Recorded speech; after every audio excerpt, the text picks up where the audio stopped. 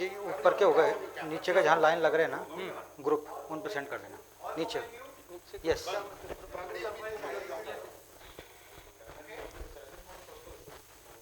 आप मुझे इशारा करना, मैं स्टार्ट करूंगा।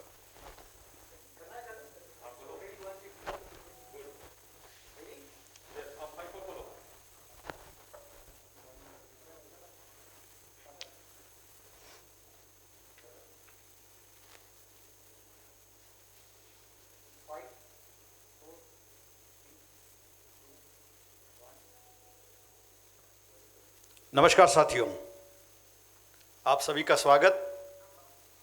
जैसा कि आप सबको विदित है, हमारी आने वाली इलेक्शन और उसके हमारे प्रत्याशी वाइस डिस्ट्रिक्ट गवर्नर 2 के प्रत्याशी लायन परमानंद जी शर्मा जो लेके आ रहे हैं आप लोगों के लिए सीधी बात, रोक ठोक ज्याला मराठीत म्हणतात।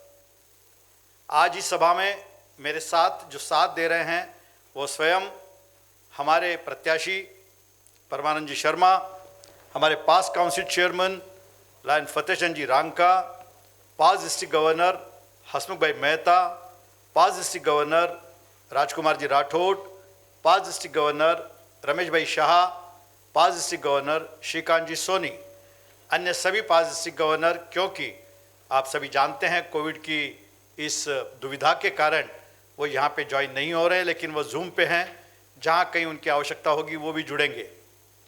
साथियों, आप सभी जानते हैं इलेक्शंस होती हैं, मुद्दे बनते हैं, प्रश्न भी उठते हैं।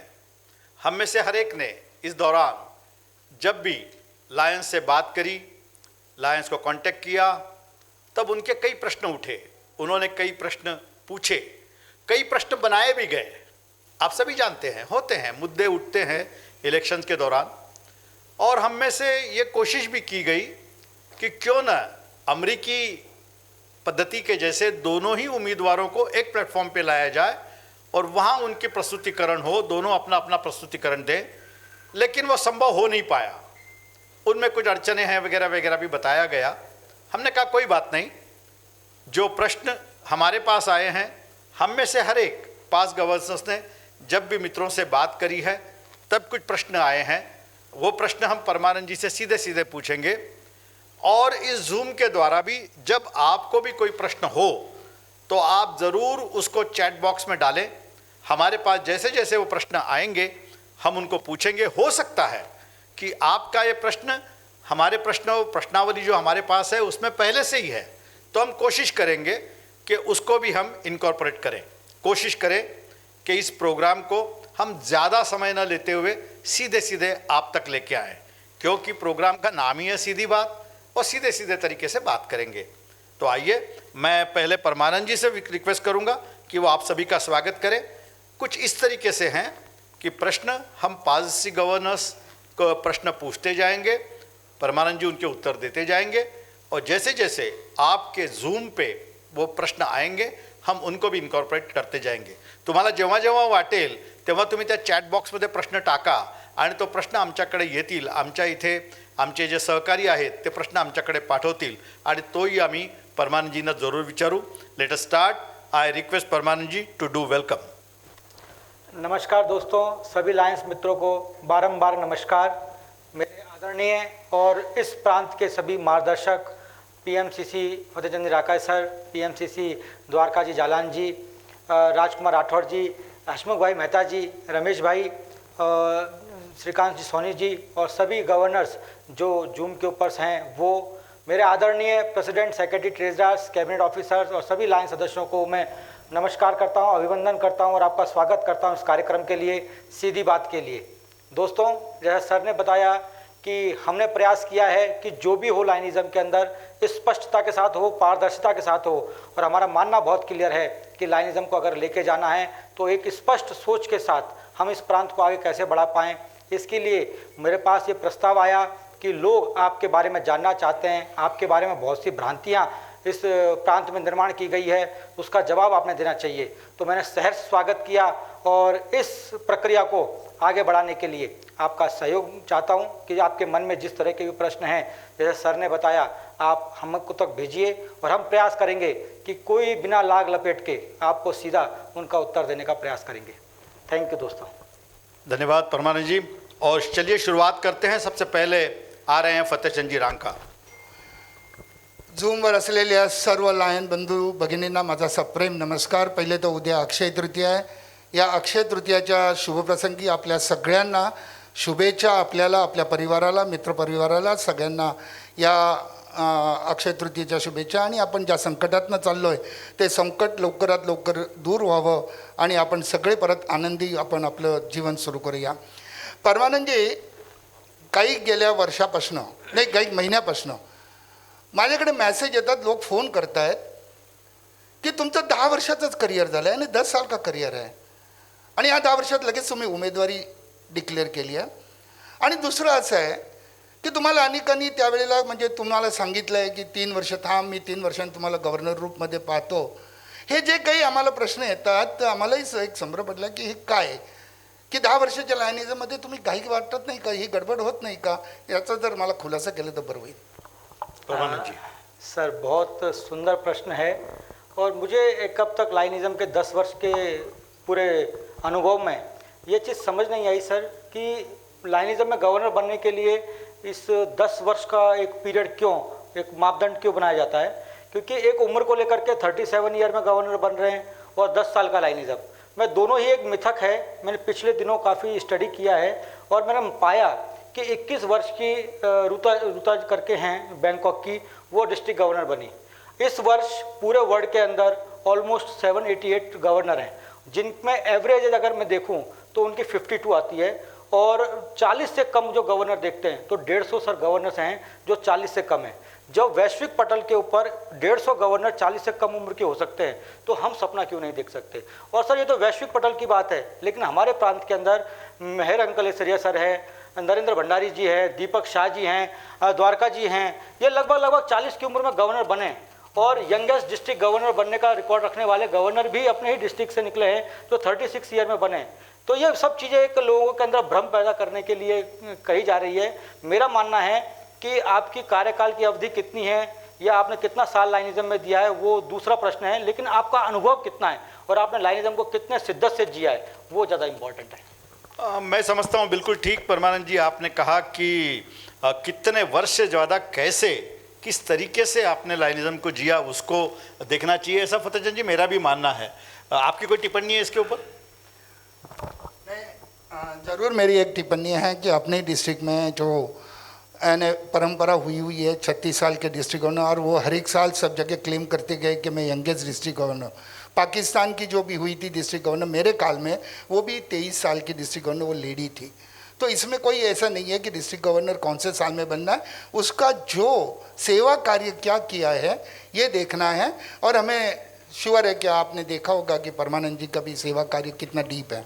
Thank you very much. आप कहते हैं लाइनिज़म फर्स्ट। हम जब लोगों को सेमिनार्स में बताते हैं तो हम कहते हैं फैमिली फर्स्ट, बिजनेस उसके बाद और फिर लाइनिज़म। तो ये लाइनिज़म फर्स्ट क्या है, थोड़ा सा इलाबोरेट करें। सर, मैंने जब देखा 10 साल के लाइनिज़म के अंदर कि हम लाइनिज़म में आते हैं, बात करते हैं, समय देते हैं और एक अमूमतः एक कैबिनेट ऑफिसर्स हो या पीएसटी हो, अपने साल भर एक उसके अंदर बहुत महत्वपूर्ण समय वो उस संस्था को देता है। लेकिन यहाँ पर क्या होता है सर कि लाइनिज़म फर्स्ट से ज़्यादा पॉलिटिक्स फर्स्ट हो गई है। महत्वपूर्ण मुद्दों में उन्होंने उस चीज़ को इतना डाइवर्ट कर दिया है कि लोग लाइनिज़म की बात छोड़ करके पूरा राजनीति करना शुरू कर देते हैं। Club to club, man to man ऐसी मार्किंग की जाती है कि उनको उद्देश्य से भटका दिया जाता है। अब हम सीधी बात ये करना चाहते हैं कि जो भी चीज़ हो वो अपनी संस्था के भलाई के लिए हो। जो भी हम करें, हमारा एक मूल तत्व है कि जो मोटो है वो है वी सर्व। हम लोगों की भलाई के लिए क्यों नहीं आगे आते?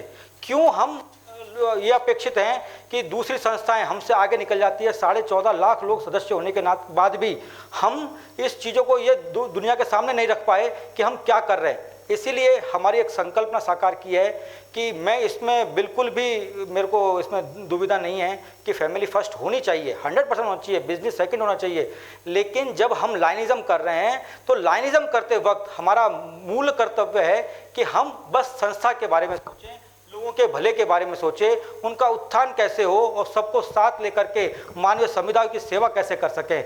इसलिए लाइनिज़म फर्स्ट की अवधारणा बनी है। और जब लाइनिज़म करेंगे तो लाइनिज़म फर्स्ट की मूल धारणा को रख करके ही हम आगे बढ़ें तो ज़्यादा अच्छा है सर। मेरा मानने का इसमें या आपका कहने का मतलब मात्र शायद इतना हो सकता है कि जब हम लाइनिज़म में आए हैं तो लाइनिज़म में पॉलिटिक्स आटे में नमक चलता है, लेकिन बहुत ज़्यादा पॉलिटिक्स या बहुत ज़्यादा मैं वाद जो चल रहा है उससे हट के आपका फोकस शायद सेवा कार्यों पे ज़्यादा, ऐसा कहने का मतलब इसके लिए आपने लाइनिज़म फर्स्ट कहा, ऐसा मेरा मानना है। और शायद आप लोग भी इस बात को भली भांति जानते हैं कि परमानंद क्या कहना चाहते हैं। हसुख भाई के पास एक प्रश्न है। हसुख भाई। परमानंद जी, बहुत ही कॉन्फिडेंस से और बहुत ही स्पष्ट विचार से आप जवाब दे रहे हो, मगर इस साथ साथ में एक सवाल उठता है, do you believe in loyalty? क्या आप लॉयल्टी में विश्वास रखते हो? कल तक आप और किसको लॉयल थे? आज वो ग्रुप छोड़ के आपने ये इलेक्शन के लिए आपकी उम्मीदवारी रुजू की है, तो आप लॉयल्टी में किस हद तक विश्वास रखते हो? सर बहुत ही एक अच्छा प्रश्न है जिसका मैं खुद बहुत दिनों से जवाब देना चाह रहा था। एक बहुत बड़ा विवाद का विषय बना के रखा हुआ है कि लॉयल्टी, लेकिन लॉयल्टी किससे? लॉयल्टी संस्था के साथ या एक व्यक्ति के साथ? हम व्यक्तिवाद की बात कर रहे हैं या लाइनवाद की बात कर रहे हैं? अपने प्रांत में बहुत सालों से ऐसा कुछ हो गया है कि अगर हम एक विचारधारा के अलग जाकर के बात करना चाहेंगे तो वो चीज़ हमको अलग थलग करने का प्रयास करते हैं, लॉयल्टी की बात सिखाने का प्रयास करते हैं, हमको गद्दार, हमको फितूरी इसकी बात करने लगते हैं। लेकिन दोस्तों और सर, मैं आपको स्पष्ट रूप से कहना चाहूँगा कि जब भी लॉयल्टी की बात आएगी तो हमारा सबसे पहला कर्तव्य होता है कि जिस संस्था के लिए, जिस संस्था ने हमको नाम दिया है, मान दिया है, सम्मान दिया है, उसके प्रति हम आचरण करें और सभी को साथ लेकर के आगे बढ़ने की बात करें। आज की परिस्थितियों में वापस से ये चीज़ें नए लायंस को बताने की आवश्यकता है, उनको सिखाने की आवश्यकता है। आज हम देख रहे हैं कि एक अलग तरह का ऑरा निर्माण कर दिया जाता है। डे वन से पीएचडी के दिमाग में एक अलग अलग चीज़ों के माध्यम से उनको ये बताया जाता है कि ये ग्रुप ऐसा है, वो ग्रुप ऐसा है, आपको उसके साथ रहना है, आपको उसके साथ रहना है। मैं इन चीज़ों में कतई विश्वास नहीं करता। अगर हमको लोगों की सेवा करनी है और हम सेवा परमो धर्म का अगर हमारा नारा है तो उसके लिए हमको हमारी संस्था के साथ लॉयल्टी होनी पड़ेगी। मैं किसी भी व्यक्ति विशेष की लॉयल्टी के पक्ष में नहीं हूँ और ग्रुपिज़म और जो और बातें चल रही है, मैं उस चीज़ के कतई सख्त खिलाफ हूँ। हाँ हसमुख भाई, I appreciate your reply. Loyalty संस्था को ही चाहिए। हम लोग आज ये भूल गए हैं, संस्था की लॉयल्टी के बजाय कोई ग्रुप लॉयल्टी में जो आज की ट्रेंड चल रही है। और अगर हमें लायंसिज्म में बदलाव लाना है तो हमें संस्था के प्रति निष्ठा चाहिए। I appreciate your reply. Thank you sir. मैं खाली फतेहचंद जी आपको याद दिलाना चाहता हूँ कि हमें एक जो युवा गवर्नर थे वो पहले कहा करते थे ये मेरे मेंटोर, फिर कहने लगे ये मेरे मेंटोर, फिर कहने लगे ये मेरे मेंटोर। उनके मेंटोर 3 बदले मेरे ख्याल से। तो वहाँ पे फिर लॉयल्टी फिर कहाँ थी? यानी संस्था के प्रति लॉयल्टी है ही नहीं, केवल एक मनुष्य के प्रति लॉयल्टी। अब मुझे समझ में नहीं आती कि कब जब आदमी जब कोई इलेक्शन में जब कोई कैंडिडेट देता है तभी उस लॉयल्टी की बात आती है और अपने गिरेबान में झांकना लोग भूल जाते हैं। लेकिन कोई बात नहीं, मैंने खाली याद दिलाया आपको। नहीं, आपको मैं इसमें याद दिलाता हूँ कि सबसे पहले अपने पास इंटरनेशनल डायरेक्टर थे, उनके मेंटोर थे। बाद में मैं गवर्नर और काउंसिल चेयरपर्सन बनने के बाद सब जगह सब माइक पे मुझे मेंटोर क्या कहते थे, बहुत सालों तक कहा करें। अब तीसरा कौन मेंटर हो गया अभी तक मेरे ध्यान में नहीं आया, मगर ये परिस्थिति के अनुसार बदलते गए, मेंटोर बदलते गए। ये मैं अभी लॉयल्टी जो हसमुख भाई ने पूछा ना, तो क्या मैं जो बदलते गए उनको पूछता आपने कितनी लॉयल्टी का इस्तेमाल यानी किती लॉयल्टी पाळली, हा सगळ्यात महत्त्वाचा प्रश्न आहे. दुसऱ्यांना प्रश्न विचारून दिशाभूल करणे ही लॉयल्टीला धरून नाही. एनीवे चलिए, ये किस्से तो चलते रहेंगे, बातें भी चलती रहेंगी। सोनी जी के एक प्रश्न पूछना चाहते हैं। सोनी जी, मैं आपको इनवाइट करता हूँ। शुभ संध्या। आप सभी को बहुत बहुत धन्यवाद, आप हमारे साथ जुड़ गए हैं। परमानंद जी ने 2 महीने में इतना सेवा कार्य किया है। इन्होंने डिस्ट्रिक्ट को परमानंद दिया और खुद के लिए भी परमानंद बनाया है। लेकिन परमानंद जी, मैं आपको एक बात पूछना चाहूँगा। मैंने कहीं फ़ोन किए हैं कि आपने 7 साल में 6 क्लब बदले हैं, ऐसा कहा जाता है। तो मुझे तो कुछ याद नहीं कि आपने कितने क्लब बदले, पर मैं जानना चाहूँगा ताकि मैं कोई बात कर तो मैं सीधी बात आगे कर सकूँ। यस सर, ये मैंने कहा कि पिछले 2 वर्षों में एक ऐसा माहौल क्रिएट करने की कोशिश की जा रही है कि परमानंद शर्मा एक विलन है। अगर आप ये महसूस करेंगे कि जो मैंने सेवा कार्य किए हैं, जिस तरह से डिस्ट्रिक्ट को आगे ले जाने का प्रयास किया है, चाहे रीजन चेयरपर्सन के थ्रू हो या जीएलटी कोऑर्डिनेटर के थ्रू हो या सीएस के थ्रू हो, तो उन्होंने उस चीज़ को विरोध किया है। आज विषय निकालते हैं कि 7 सालों के अंदर मैंने 6 क्लब चेंज किए। जो अभी मैं भी एक मीटिंग थी, वहाँ से भी मेरे को एक प्रश्न निकल करके आया कि वहाँ पर भी कहा गया है कि 7 साल में 6 क्लब चेंज करना चाहते हैं। सर, मैं पहली चीज़ सबके सामने, पूरा डिस्ट्रिक्ट सामने है, आप पीडीजी हैं, दोनों कैंडिडेट्स के इंटरनेशनल रिकॉर्ड निकलवा लीजिए।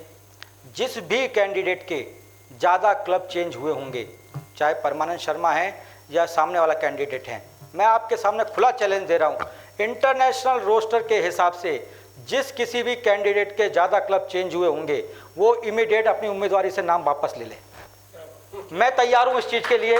अगर सामने वाला तैयार है तो आप आएँ और अपनी उम्मीदवारी से इस्तीफा लेकर के आएँ। मेरे साथ प्रूफ है, इंटरनेशनल का बायोडेटा है। जिस तरह से सिस्टम का, लाइनिज्म का आपने दुरुपयोग किया है, वो कतई बर्दाश्त नहीं किया जा सकता।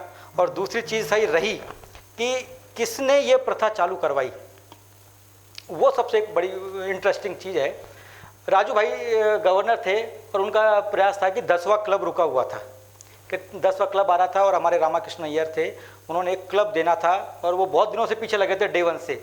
लेकिन कोई विशेष व्यक्ति है जो चाह रहा था कि वो क्लब ना बने, लेकिन राजू भाई ने हिम्मत दिखाई और उस टाइम पे उस क्लब को उन्होंने बना दिया।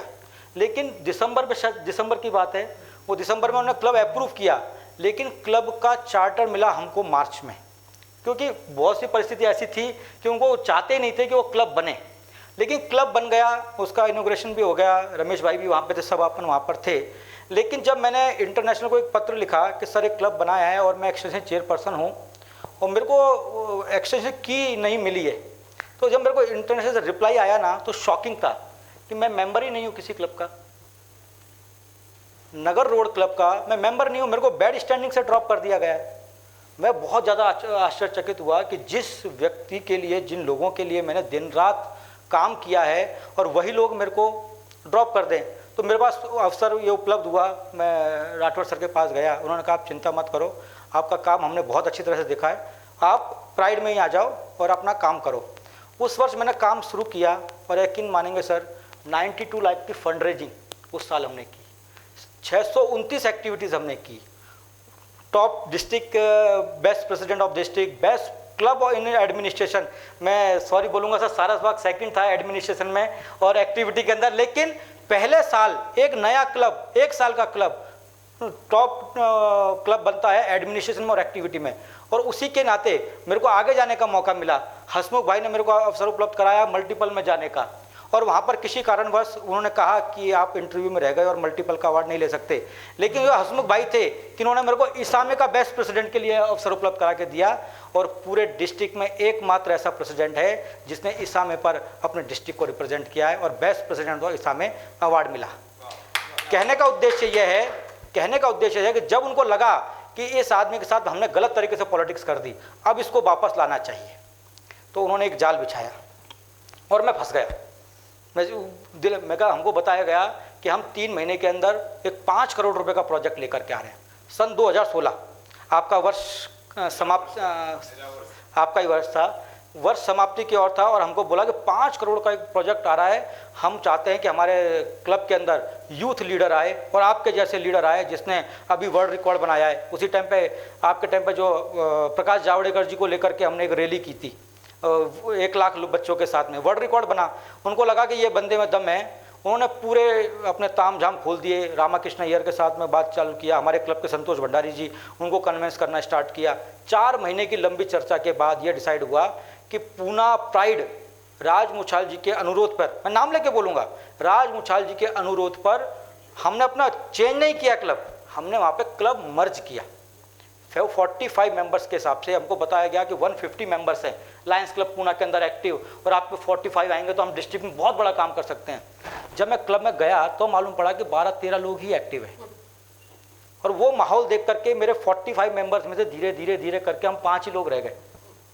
आज परिस्थिति बदलती गई, लेकिन जो चीज़ 2016 में हमको बताई गई कि एक 5 करोड़ का प्रोजेक्ट आ रहा है, आज तक वो प्रोजेक्ट नहीं आ पाया।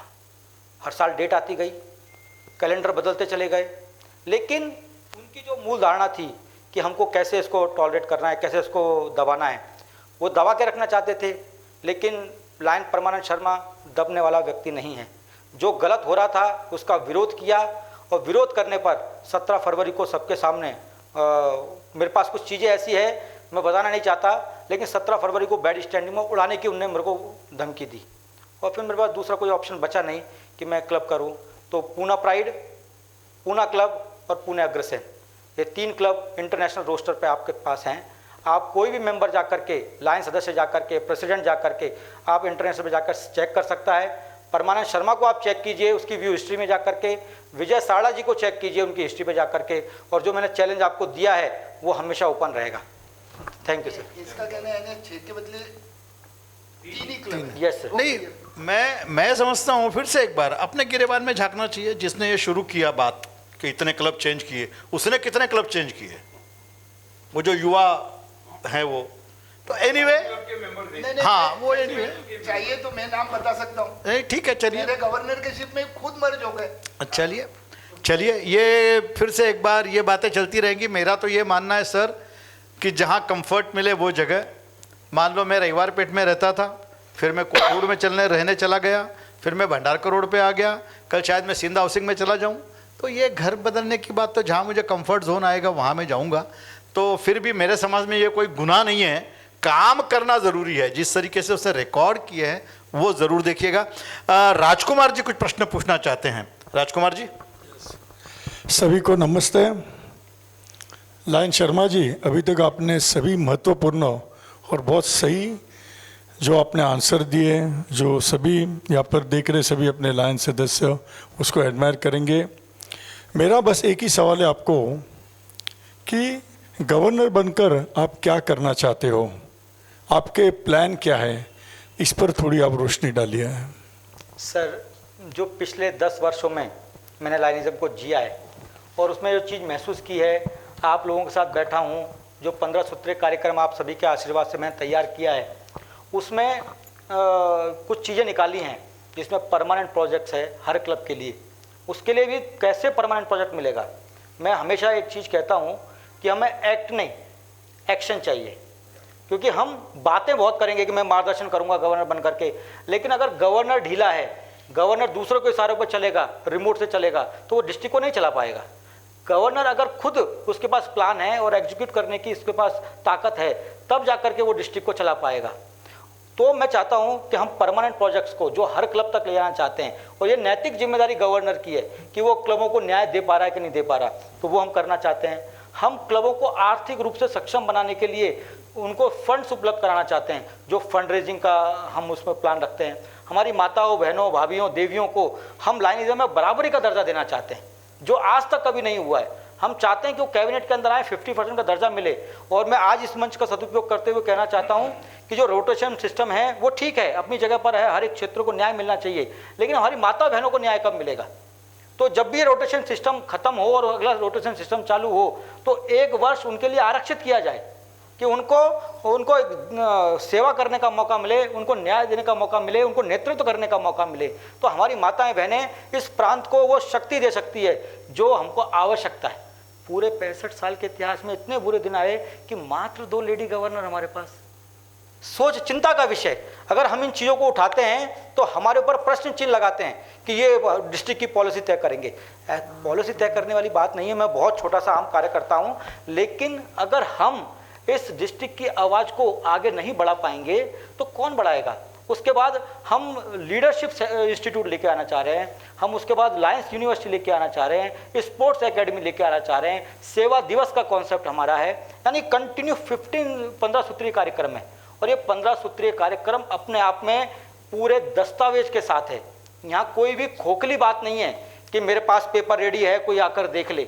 मैं जो भी चीज़ है लोगों के सामने रखता हूँ, और इसलिए लोगों को चीज़ें भारी है। और जो चीज़ भारी है इसलिए लोग किसी के दूसरे के स्पीच से लेकर कर आज की स्पीच देखेंगे तो सर्विस की इंपॉर्टेंस लोगों को समझ में आने लगी है, लाइनिज्म की इंपॉर्टेंस समझ में आने लगी है, और लाइनिज्म फर्स्ट को जो बात चली है उसको लोग गंभीरता से लेने लगे हैं। Sir very nice. आपके प्लानिंग तो हमने पहले से सुने हैं, और चूंकि आप एडमिनिस्ट्रेटिव पोस्ट पे भी काम कर चुके हैं, एज अ CS काम कर चुके हैं, आपने बहुत करीब से देखा है, इसमें कोई शंका नहीं है की जब मौका मिले आपको तब आप उसको निभाएंगे। रमेश भाई, तुम्हाला काही प्रश्न विचारायचे तसं मला कळलंय।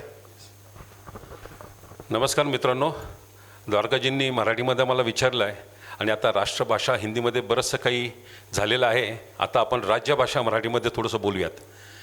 मित्रांनो, आपण लायनिझममध्ये आलो सेवा करण्याकरता। कोणालाही विचारलं तर पहिलं ते उत्तर हेच येतं, आपल्याला सेवा करण्याकरता आलो वी सर। आणि माझं नेहमी एक आकर्षण माझं असतं नेहमी की जो कोणी डिस्ट्रिक्ट VDG 2 करता उमेदवार जातो तो काय प्रोजेक्ट आपल्यासमोर घेऊन येतो आहे ह्याबद्दल मी नेहमी मी दक्ष असतो। त्याप्रमाणे मी यावेळेला परमानंदजींचा सगळं त्यांचे प्रॉमिसेस बघितले सर्व्हिसच्या बाबतीत, आणि मी खरोखर आश्चर्यचकित झालो।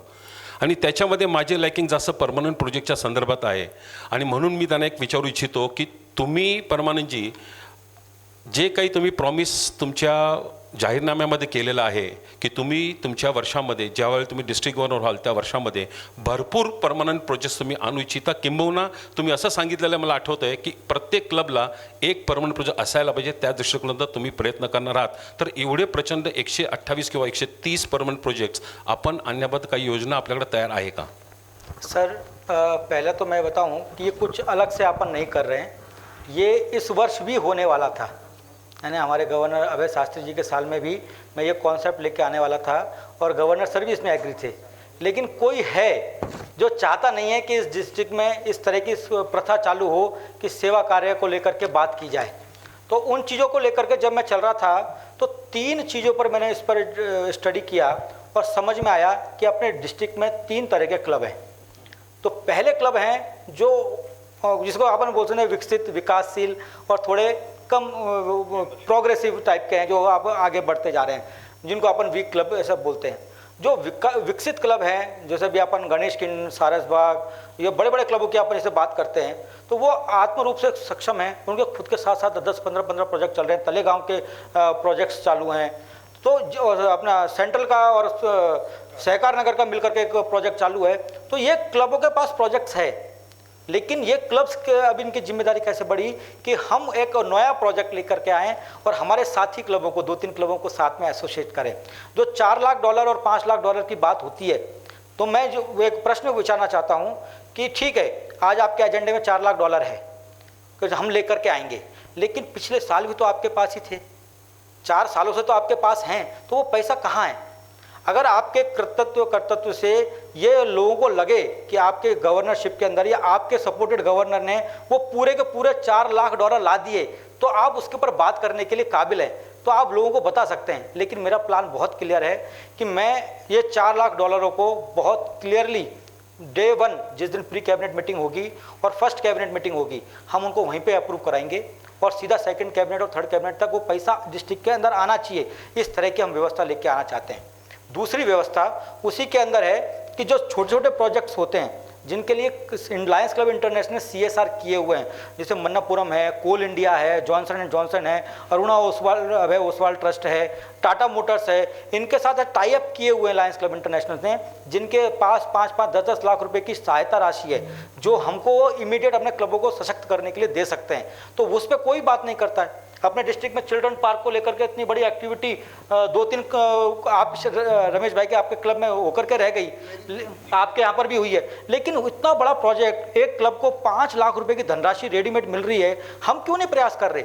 दूसरा प्रोजेक्ट सर ये है कि आपने पूछा उसमें कि हमारे पास महाराष्ट्र सरकार की, नेशनल गवर्नमेंट की और लोकल अथॉरिटीज़ की ज़मीनें हैं, इंस्टीट्यूट्स हैं, जिसके अंदर उनको वो एनजीओ के साथ टाइप करना चाहते हैं, लेकिन वो कर नहीं पाते, उनको माध्यम उपलब्ध नहीं है। तो मैंने राका जी से बात किया था लास्ट टाइम पर, और उन्होंने कमिश्नर साहब से बात किया, और उन्होंने बोला, मेरे को आश्वासन दिया है कि जब भी आप कोई प्रपोजल लेकर के आएगा आपका क्लब, हम क्लियर उसको मान्यता प्राप्त करेंगे, उसको कैसे स्पीडली उसको फाइनल अप्रूवल क्लब को देने की बात करेंगे, उसमें करेंगे। तीसरी चीज़ जो इम्पोर्टेंट मैं आपके सामने रखना चाहता हूँ कि अगर कोई भी जिम्मेदारी लायंस क्लब इंटरनेशनल के ऊपर नहीं छोड़ना चाहता, मैं महाराष्ट्र सरकार या भारत सरकार की ज़मीनों के ऊपर नहीं छोड़ना चाहता, क्या हम एक डिस्ट्रिक्ट ऐसा मेगा परमानेंट प्रोजेक्ट स्टार्ट कर सकते हैं जिसकी छोटी छोटी ब्रांचेस हम क्लब तक पहुंचा पाए? यस, हम कर सकते हैं। और जो लायनिज्म फर्स्ट फाउंडेशन जो हम शुरू कर दिया है, मैंने उसका रजिस्ट्रेशन करा लिया है, ATG सर्टिफिकेट उसका आ गया है, अभय भाई ने बहुत बड़ा उसमें लीड लिया है। उसके माध्यम से हम डिस्ट्रिक्ट का एक मेगा परमानेंट प्रोजेक्ट लाएंगे। उसमें डायबिटिक्स के रिलेटेड डायबिटिक क्लिनिक्स होंगे, पैथोलॉजी लैब होगी, डायग्नोसिस सेंटर होंगे, जो हर एक क्लब को हम सुपुर्द कराएंगे, और वो भी फ्री ऑफ कॉस्ट, जिससे वो क्लबों को सशक्त कर पाएँ। Very good, very good. बहुत अच्छे प्लानिंग के साथ में आप आए। साथियों, आपको 2-3 बातें छोटी छोटी बताना चाहता हूँ। ये जब परमानेंट प्रोजेक्ट की बात चल रही है, तो इसी बीच जूम पे लायन रामकृष्ण अय्यर द्वारा एक डिक्लेरेशन हुआ है कि 5 लाख का डोनेशन मैं अभी डिक्लेयर करता हूँ for the permanent project for the year of permanent. ये रामकृष्ण अय्यर की बात आई है। दूसरी खुशी की बात कि जूम और फेसबुक पे 600 से ज़्यादा मेंबर ऑलरेडी जुड़ चुके हैं जो इस वक्त परमानंद को सुन रहे हैं। एक प्रश्न सीधा सीधा आया है डॉक्टर सुचित गांधी, जो हमारे संगमनगर क्लब के हमारे सीनियर लायन हैं। उन्होंने आपसे सीधा प्रश्न किया है कि आप एक की पोजीशन पे थे और आपको ये बताया जाता था कि एक पॉलिसी थी उस ग्रुप की कि जो एक्टिव मेंबर है उनको दूर रखा जाए, उनको बहुत ज़्यादा करीब ना आने दिया जाए।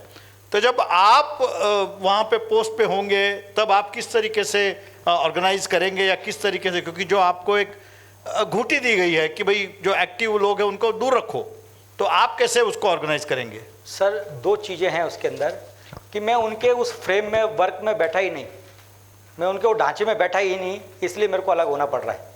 मैं एज ए रीजन चेयरपर्सन था, तो सर का क्लब, सोनी साहब का क्लब भी मेरे अंडर में था, राठौड़ साहब का क्लब भी मेरे अंडर में था, तो वो ये महसूस करेंगे कि 21 के 21 क्लबों की मेरी RC विजिट हुई थी। उसके अलावा 11 परमानेंट प्रोजेक्ट्स मेरे कार्यकाल में शुरू हुए, और जो परमानेंट प्रोजेक्ट शुरू हुए सर, 51 हज़ार रुपये मैंने अपने रीजन चेयरपर्सन होने के नाते सभी क्लबों को दिए, एज ए रीजन चेयरपर्सन होने के नाते। लेकिन वहाँ पर क्या होता है कि जब मेरी कद बढ़ रहा था, तो लोगों में एक ये अवधारणा देना स्टार्ट कर दिया कि ये व्यक्ति सही नहीं है, इसको साथ अपना ट्रीटमेंट सही नहीं करना, अपन को आगे जाना है या इसको आगे लेके आना है, तो अपन ने शेडो के अंदर रहना है। जब ये बातें निकलने लगी, एक्टिव लोगों को साइड लाइन करने की बातें आई, क्योंकि एक जो आदमी साइड लाइन करने की बात करता है तो उसको मन में ये रहता है डर कि अगर ये बड़ा हो जाएगा तो हम छोटे हो जाएंगे।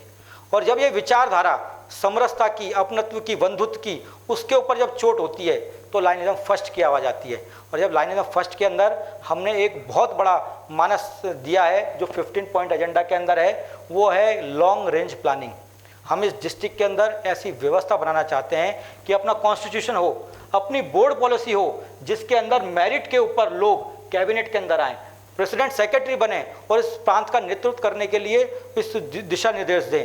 और उसमें ऐसी व्यवस्था भी रखी जाए कि अगर कोई अवांछनीय तत्व है, व्यक्ति विशेष है जो संस्था का दुरुपयोग करना चाहता है या उसका गलत तरीके से फ़ायदा लेना चाहता है, तो ये LRP और ये पूरे 8,000 मेंबर मिलकर के वो लोग इस संस्था से उसको बाहर निकाल सके, चाहे वो लाइन मेंबर हो या फिर PDG हो। काश ये पहले ही हो जाता तो अभी तक पता नहीं अच्छे दिन आई जाते। डॉक्टर सुचित गांधी, तुम्हाला तुमच्या प्रश्नाचं उत्तर मिळालंय आणि त्यांनी म्हटल्याप्रमाणे ते त्या पार्टमधनं बाहेर पडायचं म्हणूनच तिथनं बाहेर पडलेले आहेत। त्यामुळे त्या पर्टिक्युलर व्यवस्थेमध्ये ते काही त्याला बरोबर ते त्याला साथ देणारे नाही आहेत, हे सरळ सरळ त्यांनी त्याचं उत्तर दिलेलं आहे। फतेहचंद जी, अगला प्रश्न आपका, क्योंकि हम समय के साथ और तेजी से जा रहे हैं, इसके लिए सर मैं एक ॲडिशनल सवाल पूछना चाहता हूँ अभी जो एक्सप्लेनेशन आया. मित्रांनो, आत्ताच परमानंदजींना आपण ऐकलं जेव्हा सांगितलं की प्रश्न विचारला गेला की 7 वर्षात 6 क्लब बदलले.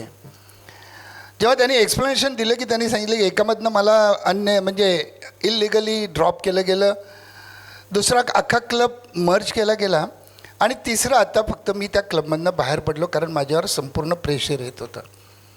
मग एक क्लिअर झालं आहे की त्यांनी 6 नाही 3 नाही फक्त 1 क्लब बदलला कारण एक मर्ज झाला आहे आणि एका त्यांनी त्याला काढलं होतं. माझा एक प्रश्न आहे की मी गव्हर्नर असताना परमानंदजी तुम्ही त्या क्लबमध्ये होता किंवा तुमचा वेगळा क्लब होता. तुम्ही जसं लायन्स क्लब पुण्यामध्ये मर्ज झाला, तुमचा क्लब 45,000, त्याप्रमाणे अजून काही लायन्स क्लब पुण्यामध्ये काही मर्ज झाला होता का? कुठला क्लब? हां. आणि जर मी गव्हर्नर होतो, जर तुम्हाला माहीत नसेल, माहिती आहे की नाही मला माहीत नाही. सर मेरे को मालूम है हाँ। और मैं इस मंच का सदुपयोग करके एक बात रखना चाहता हूं कि आज मैं अपने कैंडिडेचर के ऊपर बात करने के लिए आया हूं. मैं सिंपली बात करूंगा अपने लिए. Yes, I तो agree. उनके लिए अगर मेरे को उनके लिए बात करने की आवश्यकता होगी, जैसे डे 1 पे मैंने बोला आपको कि मैं इस पूरे कैंपेन में किसी भी तरह की नेगेटिविटी और पर्सनल कमेंट नहीं करूंगा. Sir thank you very much. मगर मैं आज 600 लोग यहाँ जो इनको मालूम नहीं है Yes.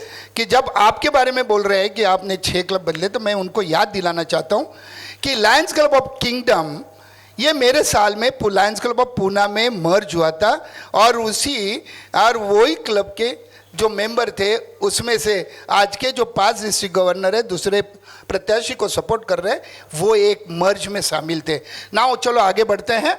मैं इतना पूछना चाहता हूँ कि आपने 15 सूत्रीय कार्यक्रम दिया है पूरे साल में, बहुत ही बड़ा यानी आपने कार्यक्रम दिया है. तो क्या ये 365 दिन की जो अवधि है इसमें आप ये पूरे कर पाएंगे आपके 15 जो प्रोग्राम है? सर एक बहुत बड़ी ना विरोधाभास यहाँ पर मेरे को दिखाई देता है. मैं हर साल कैंडिडेट के ब्रोशर देखता हूँ, वो एडमिन पार्ट के अंदर 15 चीज़ लिखते हैं, एक्टिविटी पार्ट के अंदर 15 चीज़ लिखते हैं कि हम ये करने वाले हैं. लेकिन मैं मेरे लायंस सदस्यों का धन्यवाद देना चाहूँगा कि उन्होंने मेरे 15 सूत्रीय कार्यक्रमों को इतनी गंभीरता से लिया और अपने आप को उससे कनेक्ट किया कि उनको लगता है कि ये लाइनिज्म में होना बहुत ही आवश्यक है. और ये चीज़ जो 15 लगी है, कोई मैं अलग से चीज़ें नहीं कह रहा. जो परमानेंट प्रोजेक्ट की बात है वो 2 महीने में होने वाली चीज़ है. स्पोर्ट्स एकेडमी ऑलरेडी इंफ्रास्ट्रक्चर उसका रेडी है.